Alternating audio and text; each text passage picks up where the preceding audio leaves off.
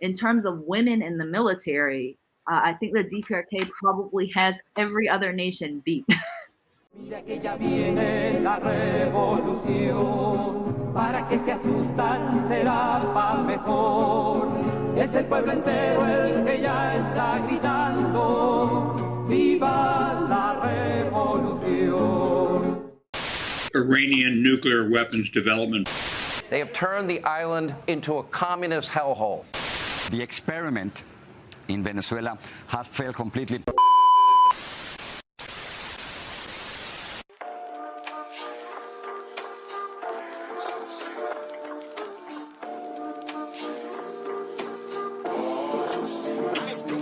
And I saw a picture, I believe, of Kim Jong-suk, and I think that people don't talk enough about her.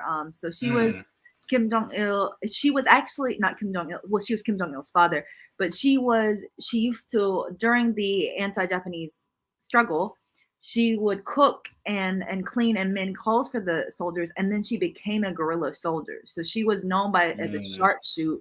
She led multiple units. She escaped a prison and trekked 2,000 miles or something crazy shoeless. She later was Kim Il-sung's bodyguard. She jumped in front of bullets for him, literally. There's beautiful paintings of her doing so. And eventually became, they eventually married, and she remained his bodyguard. And obviously she was Kim Il-sung's or Kim Jong-il's mother. And so she actually also was the original creator and designer of the DPRK's military.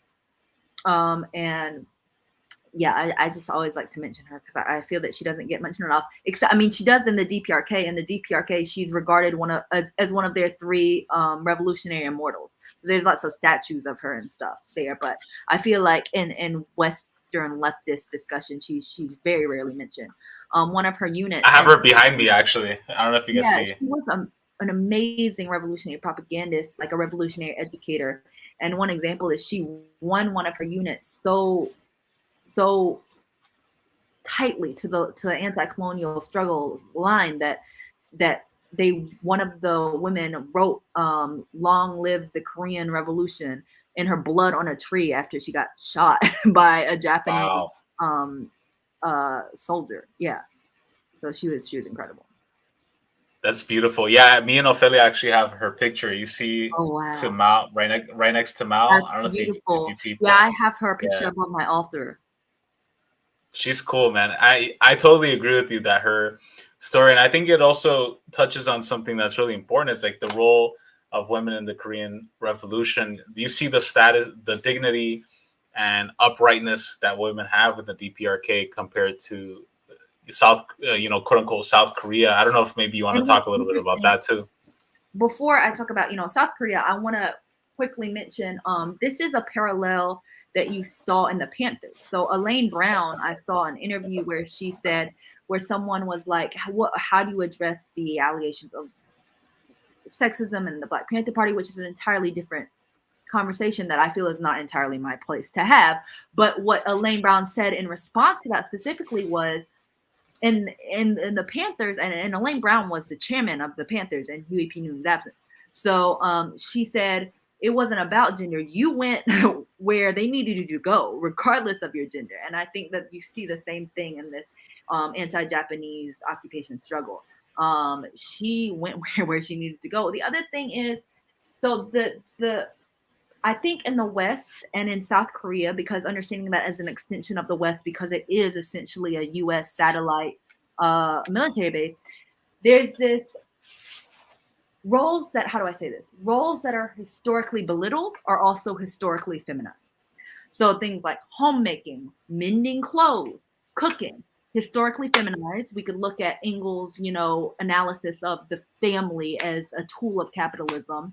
But so historically feminized, therefore, because they're historically undervalued. Whereas in the DPRK, and there are passages about this in DPRK literature, there is nothing more revolutionary to them than sewing a shirt, because they know that their comrade that lives beside them is going to wear the shirt. And there's this beautiful passage in, I forget what book, where Kim Il-sung and Kim Jong-suk are traveling around and explaining to people that the Japanese occupation has been defeated. And they're like, So now because people didn't understand it, like now when you make stuff, you are making it for you and not Japanese imperialism.